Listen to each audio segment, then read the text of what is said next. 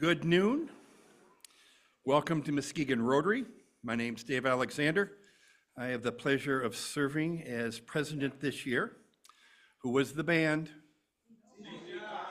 Name of the tune? What year?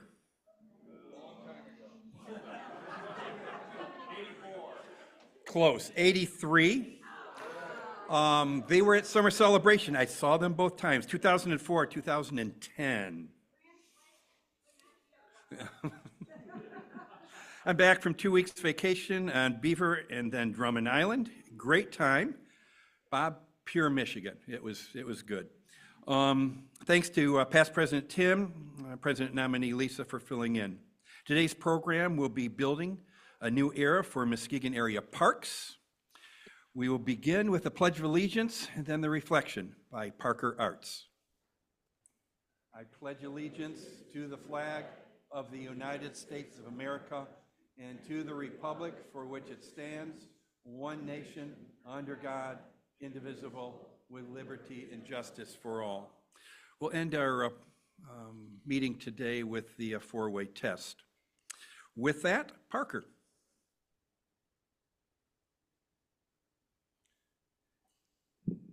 Good afternoon, friends. I'm back, your Chat GPT friend. So here I am again with my Chat GPT reflection.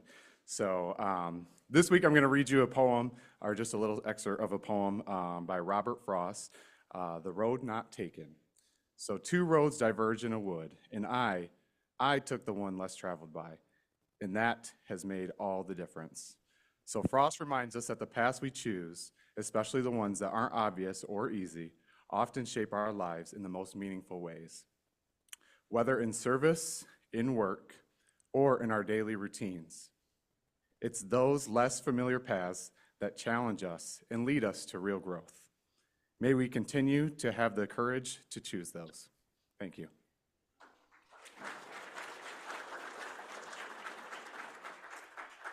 Thank you, Parker. We'll now back to our seats, to our meals, and to our engagement, and we'll be back with you shortly.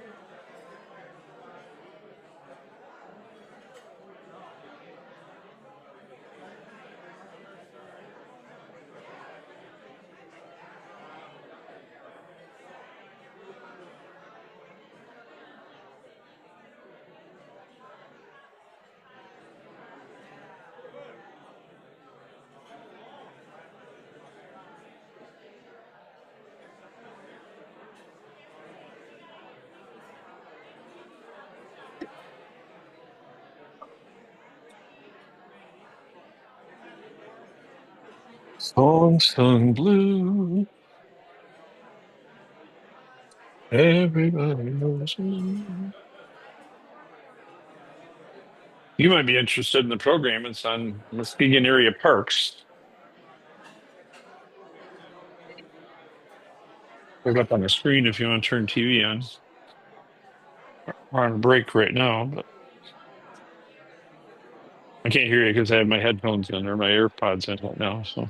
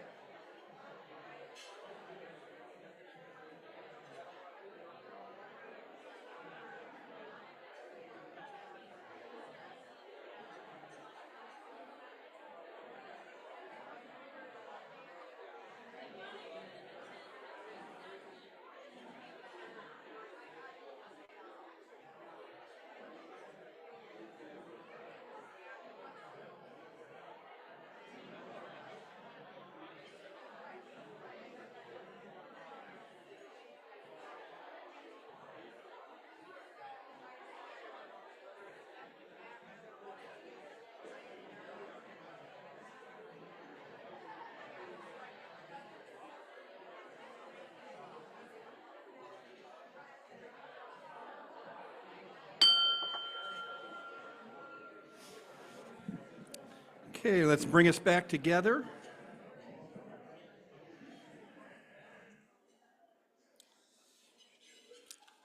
Visiting Rotarians and guests, please come forward for an introduction. Tiffany will have the microphones for us.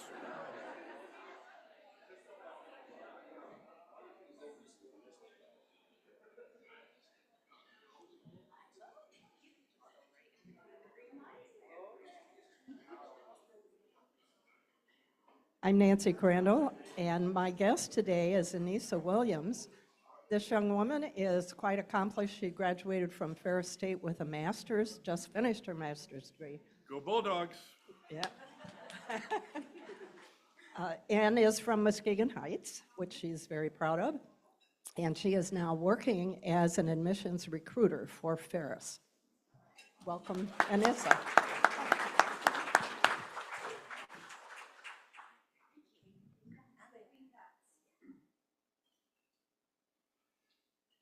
Hi. Hi, Marsh Jones here with my guest Zaya Ochoa. She is on her way to Brazil next week, so I invited her for lunch for a Rotary send-off. She is going to a horse farm, and this place in Brazil, they do rodeos, so I just know she's going to have a good time. And I warned her about barn cleanup. So anyway, let's have our hand pose.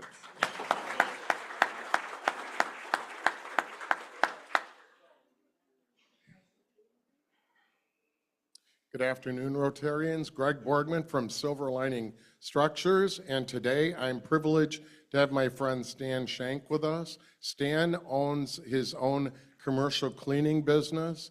I've referred him out, and I get kudos for referring him out.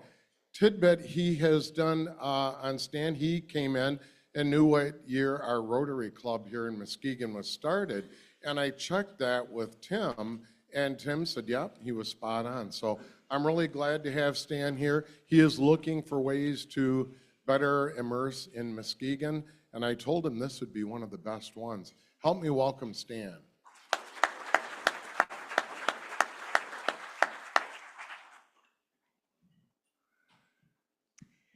Hello, everybody. Carla Flanders with CMF Marketing and Events, and today my guest is Maria Secord, and I just got a crash course on who she is and where she's from. But she's from Muskegon originally, went to Elma College, has two daughters that went to MCC, by that I mean Muskegon Catholic. Crusaders. There we go. And she is the communications and social media director for Benton. Right here locally, and you know me, I always got to put a plug in here. Sorry. I'm happy to say they have just come on board at the $3,000 level for Harvest Fest. So we're very thankful that we have her here today. Carla, I'll let you promote that anytime.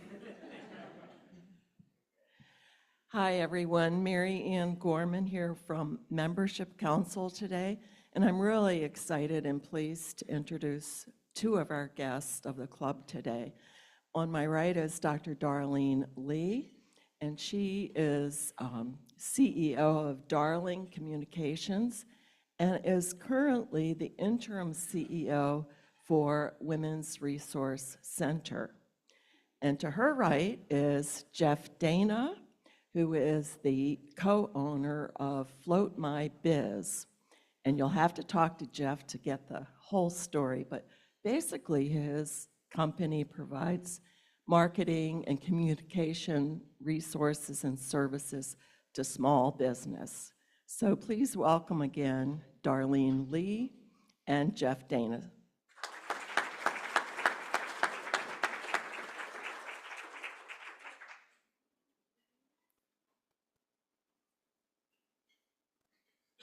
Hello, everyone. My name is Rob Mathis from City Boy.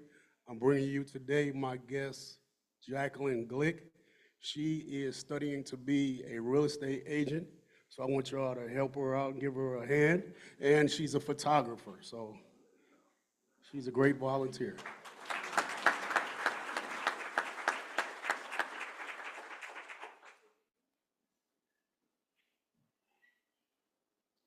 Hello, my name is Larry Fife, and I have the privilege of introducing my niece.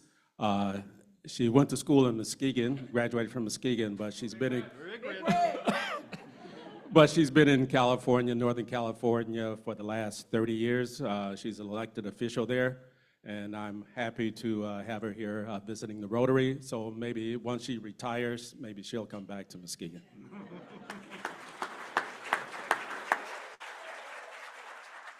Welcome home.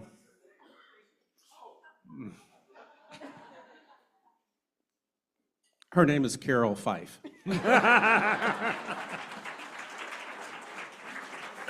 Minor details. Student guests will be returning very quickly as we get into September.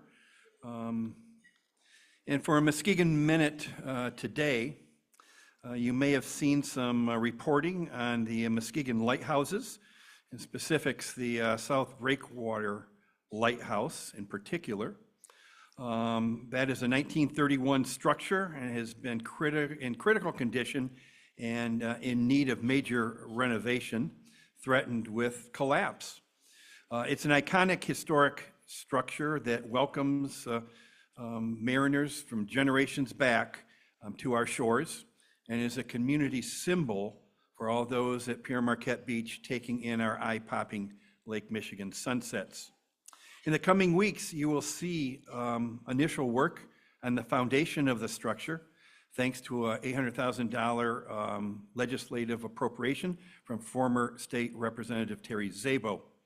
There's another $800,000 that's needed to finish the restoration work next spring. A dedicated group of volunteers who have been conducting tours of the Channel Pierhead Lighthouse since 2015 are working on getting the work completed. The topic will be an upcoming program, I am sure, and more to come. But for the program today, Bob Lukens will do the introduction.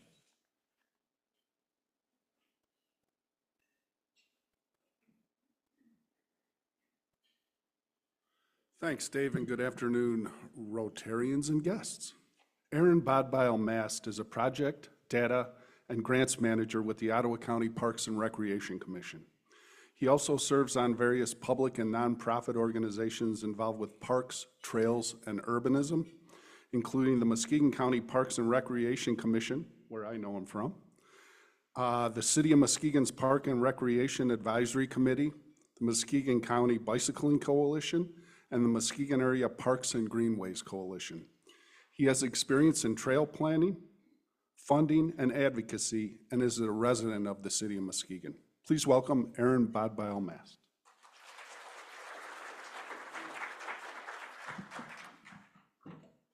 Thanks, Bob. Get this, all right. Hey, so just happy to be here, and thanks to Dave and Roger for setting this up and supporting this. And I want to thank Marcia for the Muskegon County Parks Commission and for my ability to serve on that. So also, I'm just feel so lucky in general to live in this place. And try to get you on my side right away. Yesterday was my birthday, and Amy and I had a wonderful day yesterday. We make it easy here. This is a really great city and a great area, and we have so much. There's more to do, as I'm going to talk about, but really we have something really special, and we should cherish that. And it's an amazing place, amazing weather the last few days, and we make it easy to have a great birthday. So went to Aldea, Puerto Vallarta, and I recommend. It's a good new restaurant. So yeah. Okay, so that's, and part of that was the, Lake Michigan, riding a bike around Pere Marquette. And yes, I did ride my bike today here. As people know, I try to ride it whenever I can into town. I saw Pete can verify. He saw me this morning riding around the city. So, but why? What's the big deal? Hopefully everybody does anybody not like parks? Is there any people that hate? Okay, I think everybody likes parks, so we're starting from that. But, and I want to talk a little bit about why they're important, what's possible, and how we get there. So, so these are, parks I like to say, people think of, roads, water, sewer, these are essential infrastructure, while parks are must-haves too, and often in their communities, they're treated as nice-to-haves. And these are three big reasons they're that way, but that's not the only reason. But to get an idea of how big they are on an economic level, from a national level, we'll do a little I don't do sports betting myself, but it's hard to not avoid these sports betting terms, so we'll do some over-under. So how many want to take the under on this number of annual GDP generated by the outdoor industry in the United States? And this is tracked by the Commerce Department now. So over or under? Over. Good guess. People know if I'm going to put it on there and put a number, it's just a matter of how big we're going to go. So it's $1.2 trillion. 1.2 trillion with a T, right?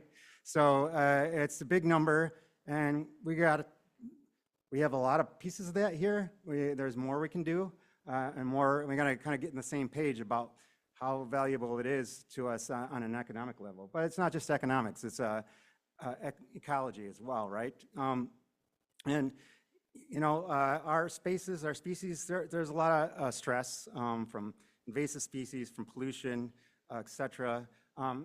Thanks to these pictures, this is one of these is from Visit Muskegon. I got other pictures from the Watershed Partnership. And I should remember, everything in this presentation, a lot of the stuff is we're trying to build, there's so much energy, dedication, and love that people put into this place. And we're just trying to do something that builds off it.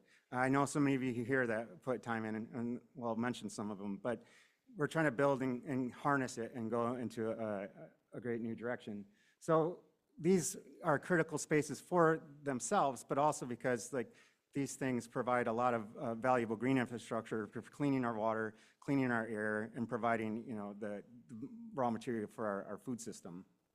So it's not just the essential infrastructure for economics and social infrastructure, it's also, economic and ecological infrastructure is also social infrastructure. These are our gathering spaces.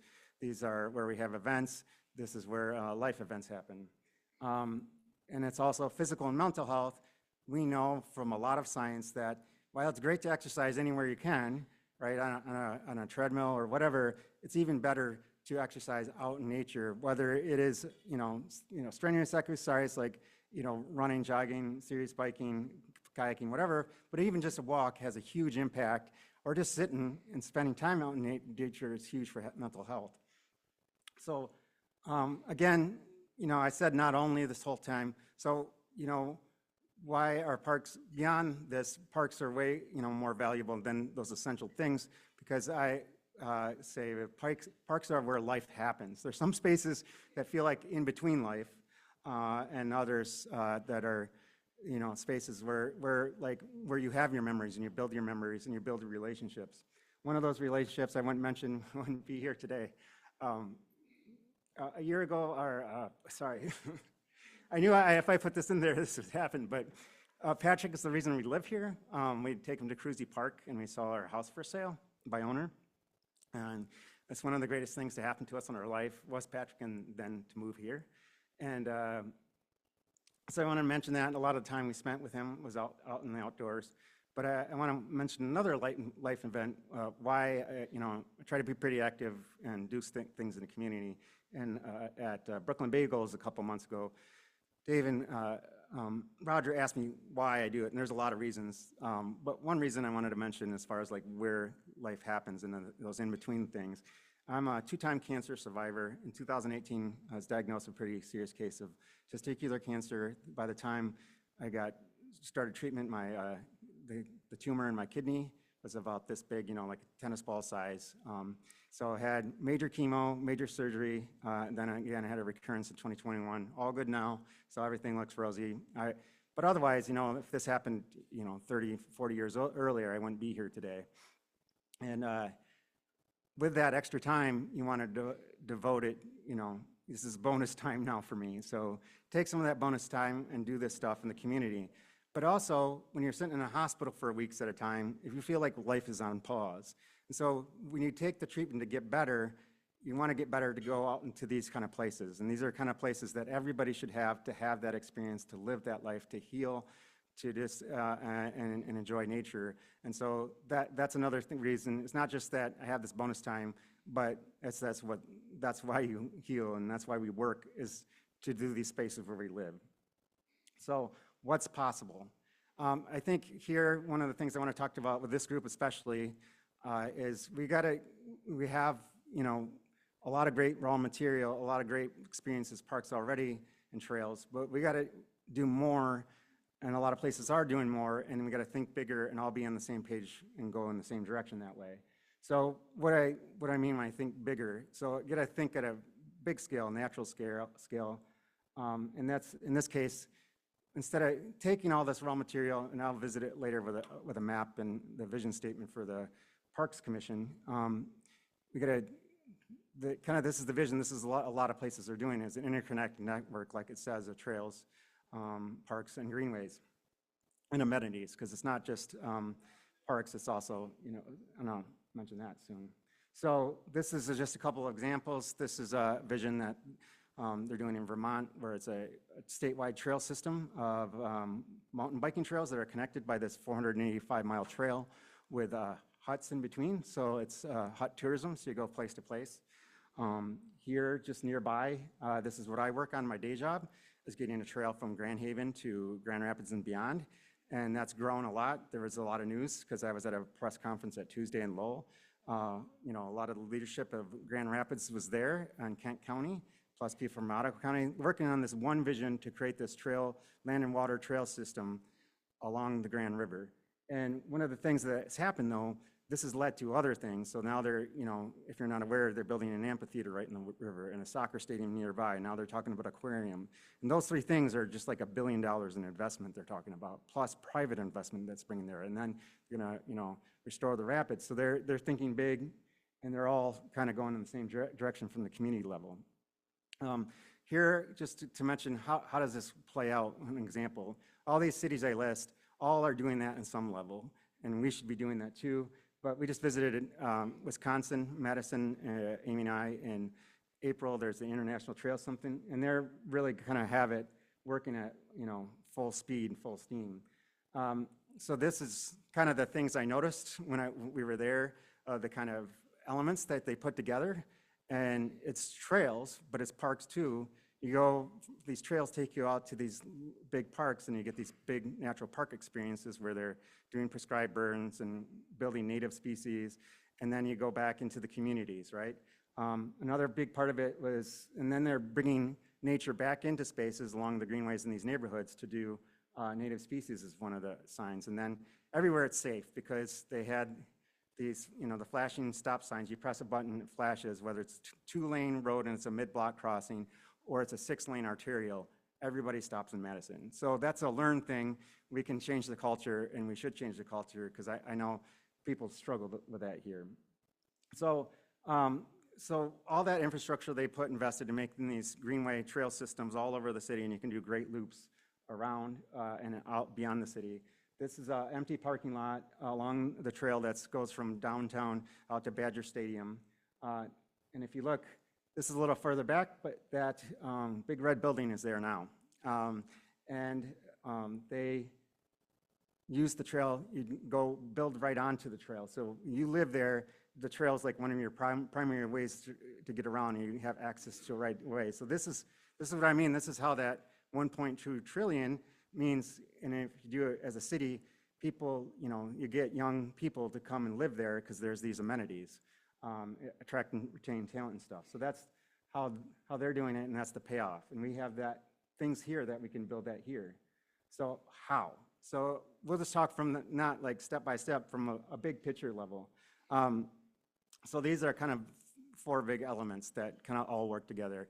Like I said, we have to be on the same page that this is must-have infrastructure and go all in the same direction. We're working in pieces, and we're moving the ball a little bit, but we have to grab this big vision, say we're going to do this like they did, like they formed Grand Action 2.0 in Grand Rapids with high-level leadership of the community, and that's helping to drive some of these projects. And then, the county's on board, the city's on board, the nonprofits are on board.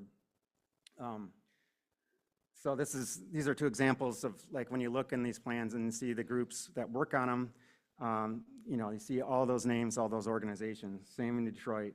But every project that works like this has that. So another one I want to mention is like, you know, the end of this presentation, and there's sheets at your tables to sign up for a group that we're trying to, Amy and I had a kickoff in May. This involves a lot of people. We're trying to form a, you know, Parks and Greenways Coalition to focus on this stuff. So there's QR codes with our Facebook page and a calendar, and then you can sign up if you are interested in volunteering. So we'll work on helping to drive the vision and the community alignment and the private and people support power, but public investment is really important. And while there's been some big strides in investment all over the county, there's a lot more to do. We're behind, and we need to get on the same page that this is worth it. In Ottawa County, you know, we have a parks millage, and there are several local units that have trails millages. And for example, that millage in Ottawa County, like $5 million in taxes a year, we know from Mobility Days study, economic impact is about $25 million a year from that. So you make your money back if you invest it, and then that's the same if you also it raises property values, has other knock-on effects. So that's a big here. If we get on the same page, we can do it, and public investments is really important, whatever way it happens. So this is the vision I mentioned for the County Parks Commission, and one of the pieces we got the top and the bottom kind of figure out we got to build more great experiences. And so let's look at the raw material quick. And I know it's, you know, packed presentation, and we'll try to post this somehow online so you can come back and revisit some of these things. But this map shows the county. The green is all the parkland. The blue is the wastewater treatment plant. The purple is like big nonprofit properties, the camps that are all up in Blue Lake Township. Gray up by Lake is land that's, you know, kind of held by those chemical cleanups, and some of it's permanently like no human contact. But so there's a lot of land here that people don't have access to, and there's a lot of nature. And then we have the black and green trail system that's kind of the spine that we can build off to get that network, to get people all connected to all these spaces. So how? What's the roadmap? Well, it was here a couple years ago to pitch this idea for doing a greenways plan, and with Windsor Dick's help and the city of Muskegon's help and the county's help and the bicycling coalition's help, we're doing it. Somebody's going to come, Progressive is going to come in a couple months to talk to you more in detail about it. I can say, and Bob, I think, can back me up that we're on the right track with that. It's going to be a great plan, and we're really excited to share. So you'll be hearing more about that. But that's the roadmap for making that interconnected network. There's other things happening to move the ball ahead. I'll talk more in a minute about Heritage Landing. Just quick, that's the concept plan that Smith Group did. That's just a start. We have a concept plans for Dune Harbor Park. I think people have heard about camping there on the North Lake. So we need more planning to do it. We need a full master plan with cost estimates and phases and stuff like that. But to activate that space, because there's a lot of potential in that North Lake. These are the camp concepts. It's not fully, you know, decided yet, but we want to do that process. We just need funding to figure that out. And then other master plans that the city's worked on for a lot of parks. This is just an example from McGrath Park.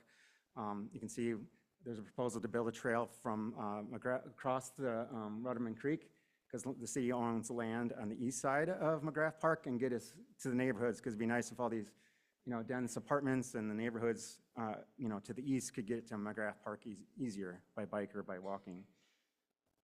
This is another quick project. This is the Camorris cleanup area.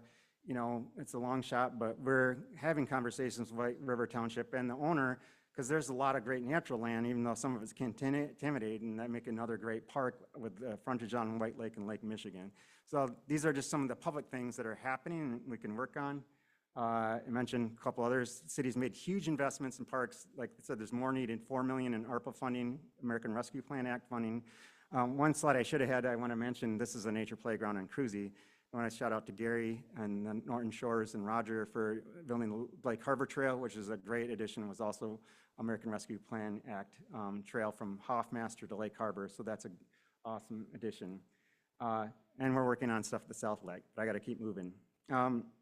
So those other three elements that I mentioned, you know, we want to work on and do a group that. But I want to mention first, there's a lot of groups doing all over the county great stuff. The Symphony, here you see the program, Duck Lake State Park cleanups, the trail building at the Duck Lake, Duck Creek Nature Preserve. And of course, I want to mention Larry and all the work he puts in. Please sign up for his golfing tournament for the Johnny O'Harris Park. He's a one-man dynamo for that. So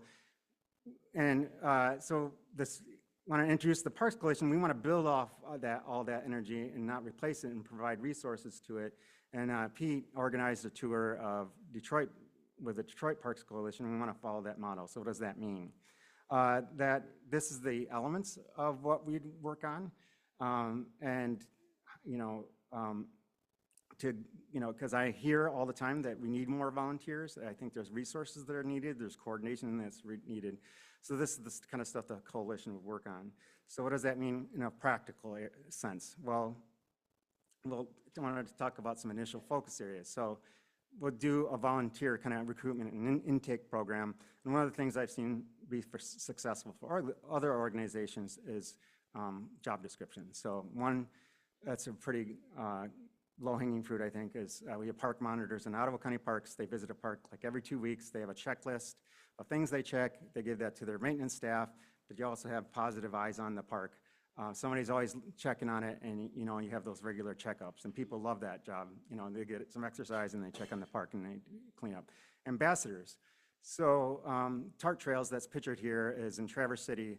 They have ambassadors on their trail. So if you see a person in a vest, you can ask them questions, get directions. I just gave somebody directions of how to get on it.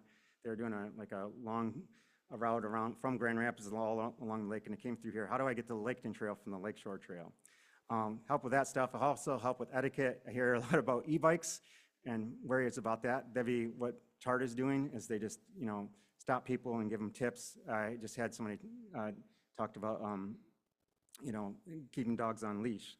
So that sign-up sheets for that, there's also on the sign-up sheet, there's a link to this group calendar. Had a lot of interest in doing a group calendar for different events. There's 4 events already on our calendar for this Saturday. We're going to do a book club across the county. We're going to work with, I talked to Ron from the district library. We'll work with Hackley Library, organize this book club around this book. You'll hear more about that. This is a program. We got to bring our ecological corridors into our properties too, because they need that support. More about the Shoreline Trails and Greenways plan. We'll be promoting that. Here's a little teaser from the plan. That's the before.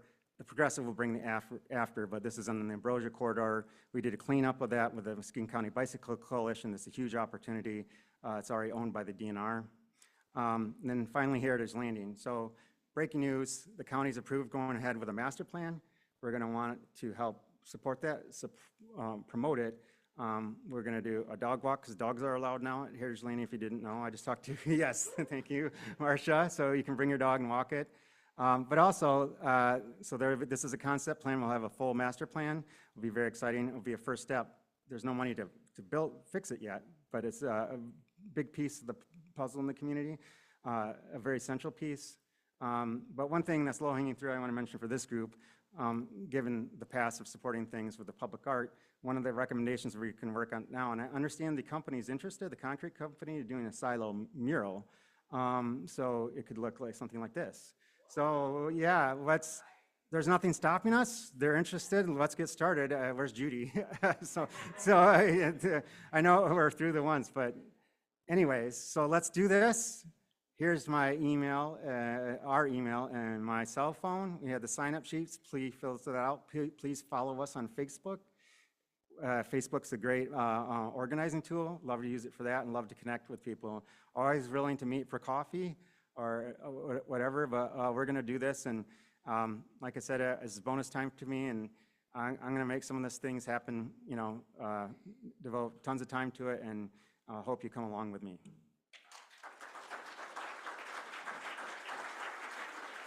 Couple of questions, Tiffany? Time for a couple of questions, one in the back. I want to first thank you for the wonderful work you've done in North Ottawa. I've got friends on the committee there, and I do a lot of work down there, so I'm very familiar with that, and I appreciate what you're doing here.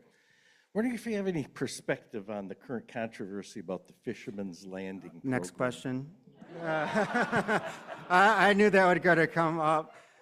So all I can say is, I don't have there's not all the details been released. I've heard about revenue sharing, which would be an important piece because when you're, asking for a lot, and sometimes I would say maybe we haven't asked enough back, and that's what I can't, it's hard to judge without seeing the details of that, and we don't have all the full details. We have rumors of details and whispers, but not the full contract. So I guess I'll kind of punt that, but it's really the case. Because it's the thing about it that the city's still trying to recover from the Adelaide Point. This is separate from the actual development. They moved the bike trail that caused what's called a conversion with the federal government when they get a grant, and they still haven't fully resolved that, and that there's penalties when you apply for trust fund grants, which is available resources. So if we do that again, we'll end up again in conversion at Fisherman's Landing. So we'll miss out on opportunities to get other funding to help our parks in the city of Muskegon. So it's got to be, it's a big ask. We got to get a big return is what I'll say if we do it. Susan Crane, can you tell me what's happening out at PJ Hoffmaster State Park? I took a friend out there and I noticed we couldn't go up there, and we were rogue and we did it anyway and went up onto Overlook. But what's happening? Was it damaged or the repairing? No. So I mentioned the American Rescue Plan Act, which was adopted several years ago, and some of the some of the benefits of that are just coming now. So one of the things that happened, so the Grand River Greenway got $55 million of state ARPA funding to do some of the work they're doing in Grand Rapids, not Ottawa County. We did get some from Ottawa County's money to do some stuff. And so I mentioned the $4 million that's going to do improvements at, Cruzy Park, at Campbell Field, at McGrath Park, at Grand Trunk, all over the city. That $4 million is being invested, and we're just starting to see that stuff. So that's pretty exciting. The state of Michigan got over $200 million to do that. And they had I can tell you before this, the state DNR, the morale was super low because they had a $300 million backlog of projects. And this is allowing them to catch up. And so they're doing it at Ludington State Park. They're doing it at Hoffmaster State Park. You can see it now at Muskegon State Park. They're working on the boardwalk. So at Hoffmaster, they've done several projects. They've repaved it, put in the bike path. They redid the overlook, and now they're they're renovating the Gillette Sand Dune Visitor Center. So those are the things that are happening there. So, and the other one in our area is they're redoing Muscatella Trail in Ottawa County, which was in really bad shape, but leading into Muskegon, so that was a key thing. Thank you.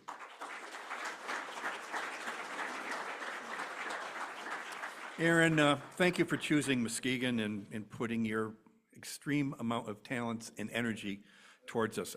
Again, this is on your table for sign up. Hyperlocal, time and talent, and this is where we can become involved as a club. And I would ask if there's someone who's got lots of heart for this, if you could be a chairperson or liaison working with myself and Jonathan Scoten as we try to do our volunteer efforts into the community. This is one that is really good, and we'll continue that into next year. President-elect Roger has community collaboration, governmental cooperation as one of the key areas that he will be wanting to focus on, that we will take on to the next year. And this obviously fits very well to that. Speakers honorarium this year, Aaron, will be a Muskegon Rotary Club donation for supplies and materials used by our club members for youth from our Interact clubs as they take service trips to El Salvador and Honduras. And I thank you again for your time and your efforts. Birthday slide. Mark Alfer, Emily Morgenstern, Judy Hayner, Christy Nagengast, Amy James, and Amy Seymour. Here are late August birthdays. Do we have our singing duet? Oh, we got a new voice coming to start with it. Darlene, take it away. Birthday to you, happy birthday to you, happy birthday, happy Happy birthday to you. And for all those with birthdays, either had them or coming up or in this week's group, we have an opportunity for you to make a $10 donation to Caring Connection. Please use the envelopes up here. There are QR codes, and then also it is in each week of the RIM. Spotlight video, Michael. Rotary in action. Mary Ann Gorman. I'm Mary Ann Gorman, and I've been a Rotarian for 34 years. It's been a wonderful experience, and I have to say, especially the past 8 years or so since I've been retired. I had the opportunity this past spring to participate in one of our district conference panel discussions. And this was the topic was how to become an irresistible club. And I'm happy to say that our club really checks a lot of those boxes. For example, our members feel comfortable inviting guests. Club officers stay involved. We have many of our presidents just don't fade into the woodwork. They continue to be very active and have contributed in starting new projects and services, as well as providing depth in the bench for current and existing programs. We have a lot of opportunities still for people to get involved in membership. We would like to have more navigators, and that is members who have experience as Rotarians that are willing to mentor and kind of like in a buddy system, work with new Rotary members. We also could use help with our Caring Connections program. And as I mentioned, I think there's work to be done in outreach to the business community, particularly the sectors of manufacturing and retail, as well as outreach to people of color and who have different backgrounds. So there's plenty of opportunity, and I would just encourage members to reach out to me or any of the other people in Rotary that are involved in our membership committees.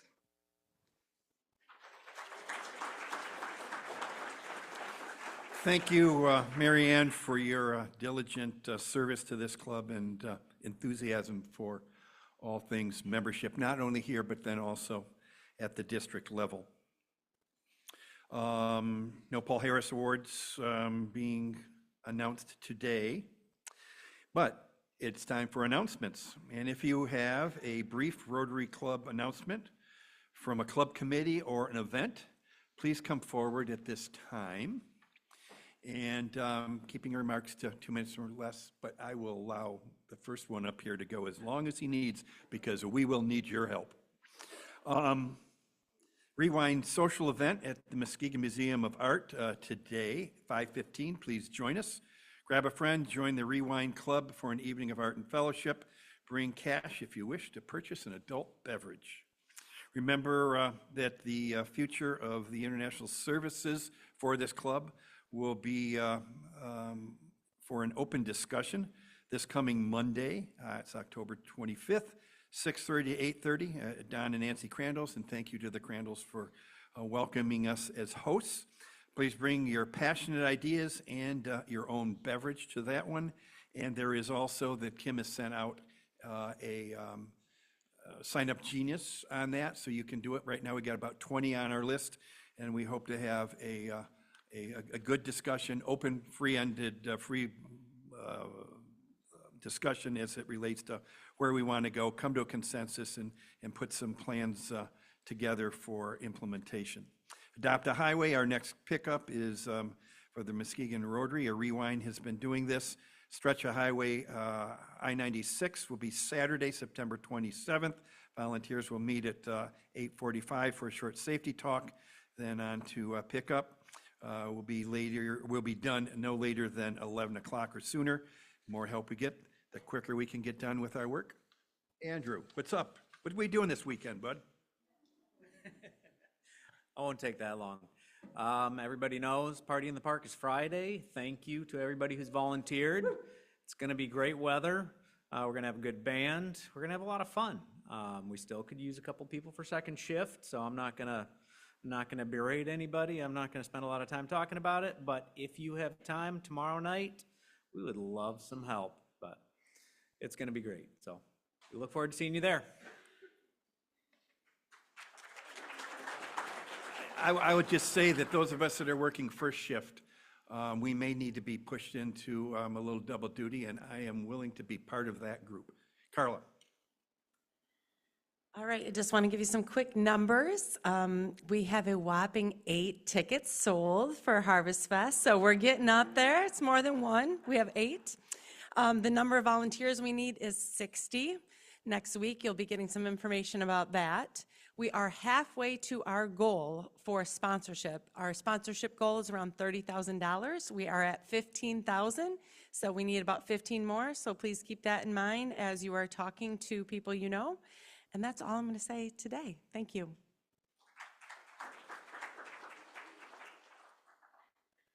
And I'll be a model of brevity. My name is Andy Belo. I'm chair of the DEI committee along with Brad Hastings. And got my money bags here, and out in the hallway we've got Love Still Lives Here yard signs. You can take one home for $5. And either Marcia or I will be here after. Oh, look at her. There you go. All right. So thank you so much, and we'll see you afterwards.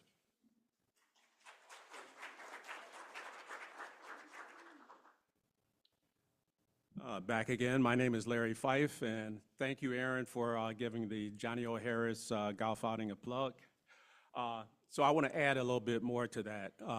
Over the past several years, I've been working on Harris Park. It's a memorial park in Muskegon Heights that has several years of deferred maintenance. So there is a long laundry list of things to do. So I've been working on that the last several years, and the list is quite short now. And a lot of that has been, the work has been done through funds raised through the golf outing and working with local businesses. So the goal is to have 100 golfers every year. Right now, I'm sitting at 86. I see a couple of golfers sitting in this room that have signed up. All right. Last year, the putting green contest winner was a Rotarian, so let's get a few more out there. The brochures for this golf outing is at the back. Is September 6th. It's at Chase Hammond Golf Course. So you don't have to be a good golfer. It's a fundraiser. So that's why I'm limiting the number to 100, because you might be slow, but if it's only 100 golfers, you know, it's still all good. So September 6th, Johnny O. Harris Memorial Golf Outing to benefit Harris Park, Memorial Park, named after a fallen officer in Muskegon Heights. Thank you.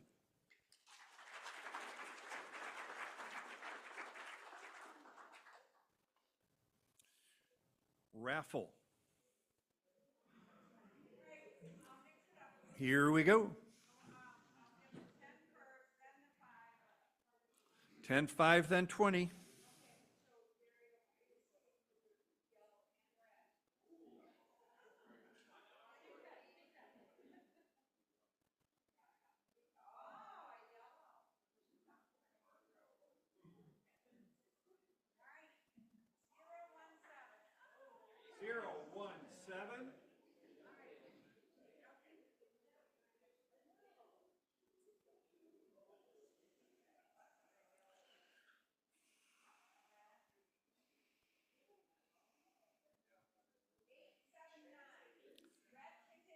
Eight, 7, 9. Andrew, all right.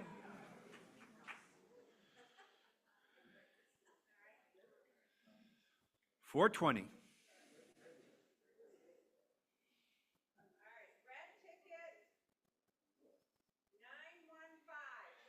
$915. Whoa, Pam.